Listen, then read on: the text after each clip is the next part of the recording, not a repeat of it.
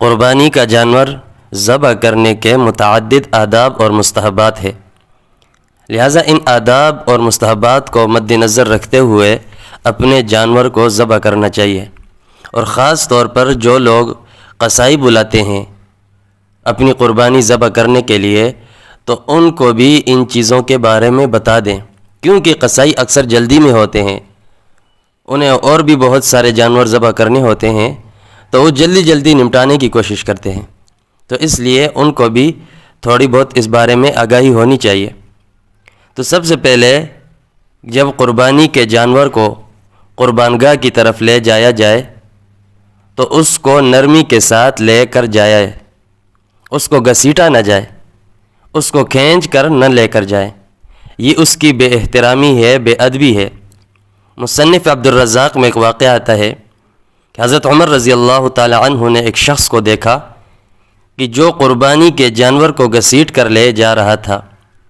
حضرت عمر رضی اللہ تعالی عنہ نے اسے منع کیا اور فرمایا کہ اسے نرمی کے ساتھ لے جاؤ اور اس طرح گھسیٹو نہیں۔ دوسرے نمبر پر جس چھری کے ساتھ جانور کو ذبح کیا جائے اس چھری کو پہلے ہی تیز کر لیا جائے، چھری تیز ہو، کن چھری نہ ہو، کیونکہ کن چھری سے جانور کو تکلیف ہوتی ہے اور یہ مکروہ عمل ہے، لہذا چھری کو بھی اچھی طرح تیز کر لینا چاہیے۔ اور بعض لوگ یہ سمجھتے ہیں کہ بچے کا ذبح کرنا یا عورت کا ذبح کرنا یا خواجہ سرا کا ذبح کرنا یہ درست نہیں، یہ بات بالکل درست نہیں ہے۔ بچہ بھی ذبح کر سکتا ہے اگر وہ سمجھدار ہے، عورت بھی ذبح کر سکتی ہے اگر اس کے اندر ہمت ہے، طاقت ہے، اسی طرح خواجہ سرا بھی ذبح کر سکتا ہے۔ ذبح کرنے کے لیے مسلمان ہونا شرط ہے۔ تیسرے نمبر پر ایک جانور کے سامنے دوسرے جانور کو ذبح نہ کیا جائے، یعنی جب ایک جانور کو لٹائی دیا گیا ہے اس کو ذبح کرنے کے لیے اور ذبح کیا جا رہا ہے تو دوسرا جانور اس کے سامنے نہ ہو، یعنی ایک کے سامنے دوسرا ذبح نہ کیا جائے۔ تیسرے نمبر پر چھری تیز ہو اور پہلے سے ہی تیز کریں، اور اس چھری کو جانور کے سامنے تیز نہ کیا جائے۔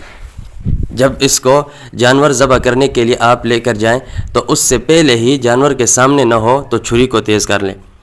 اور قبلے کی طرف جانور کو لٹائیں، جانور کا منہ قبلے کی طرف ہو، اور خود ذبح کریں۔